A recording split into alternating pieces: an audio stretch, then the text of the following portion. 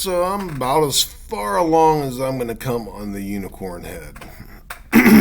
In real life, this is only going to be about an inch, so it's not going to show that much detail, I imagine, when it gets printed. I'm going to go ahead and move on to placing some text on a curve and extruding that.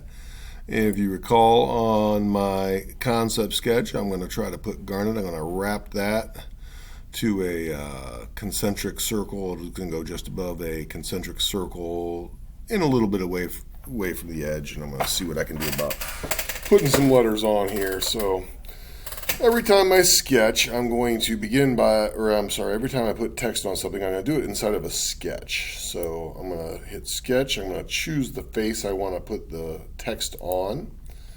In the case, if I wanted to just create text on a flat surface, regular text, I would just go straight to text. I would choose text, and it allows you to draw out a text in a text box. I do not wish to do that, so I'm going to cancel. And the first step is I want to add the curve that I'm going to wrap my text to. So I'm going to come out about there, and the thought is I'm just going to keep it away from the edge a little bit. I'm going to go ahead, after creating that, I'm going to create text.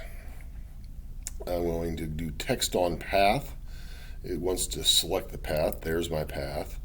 I pop up, and okay, so it's got some sample text on there. There's two apostrophes up there I typed between. I'm going to go ahead and change that to garnet and all caps. All right. To control the size, I'm going to use height. I'm in bold Arial. I've been playing with it a little bit. This is not my first screencast of this. I'm rusty. If I change that to 5, you can see, ooh, how about 0.5? So it stays on the screen. 0.5, well, that's way too big. So I'm going to start by just manipulating size, like about 0.3. Then I'm going to manipulate, do I want it on which side of the text? So that's going to be placement.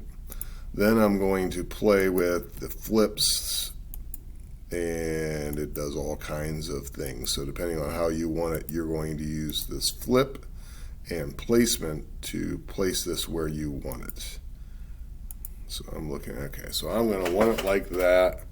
I can do left side, right side. I'll show you how to manipulate that a little further. Character spacing.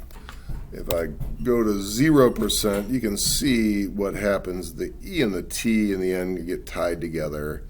I could, if I really wanted to, I can add spaces in between letters. And I might be able to get there like that because I have a kind of a weird predicament. This actually might be the best way of doing it. To get this T and E spaced a little bit, the G and A don't need it. If I put the same spacing between the G and the A, that looks funny. So realize the written language isn't really meant to go on a curve, so this is artistic. And I don't want you to get hung up on, the difficulty of that. You need to stay away from scripty letters. Sometimes they don't form closed bodies, even though they look like they do. They don't print particularly well. You want to be a little bit like large in this. Now this isn't actually large because it's only 2 inches across. But in order to get some legibility to it, you don't do scripty letters, trust me. That's a rabbit hole. When you go to print it, it just comes out terrible. So now I'm interested in getting this a little more centered along the bottom here. It's not like there's something I can click and drag it. So my first attempt is going to be putting a space after the T and tappy-wapping it. That doesn't really do the job. I'll delete one, so I'm a bit closer. Actually, that's that's not too terribly bad. It's difficult to wrap on text what I'm trying to do. If I made my letters smaller, it would be probably easier to do that. I could manipulate fonts. I could put mess with spacing until I get it. I'm going to call this good at this point. So I am going to hit OK. I'm going to finish my sketch, and then most commonly I would emboss or deboss. I can actually extrude. Let's see if I can actually use extrude. Notice that's only coming up 1/10 of an inch. I don't want it coming higher than that, so I think I was 0.07 on the highest part of that. And then, okay, so I could do that. That's one way of doing it. I'm going to cancel that. The most common would be to create emboss, and then it's very similar. It wants to select the profile, so I'd select my letters. The face, I'm going to go there, and then I can emboss it.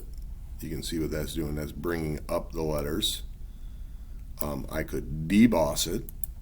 That would be carving into it. I'm going to just go ahead and hit OK. So you can say, this is a nice thing if it's going in your pocket. I realize, hey, that A is going to break loose and stuff like that. You know, it's just plastic. So I'm going to undo that, and I'm going to go with the extrusion method. So I'm going to get back where I can see it. I'm going to extrude it up 0.06.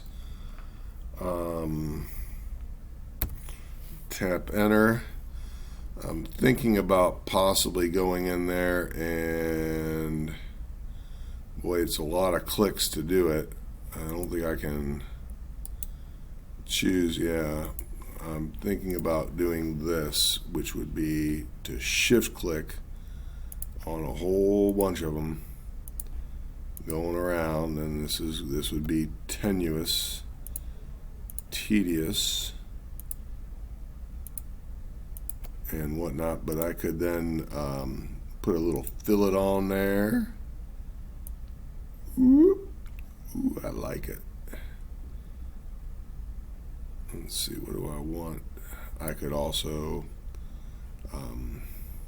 let's go 0.03. 0.03. Whoa, I don't like that. 0.02. 0.02 wasn't bad. So now I'm going to play with that, and you can see that's going to take a little time, and you know, I want to make it nice. And then looking on towards putting a hole up here and getting done here pretty soon. So I'm going to play with this before I hit OK, but I'll stop the video. You don't want to watch me fuss through these letters.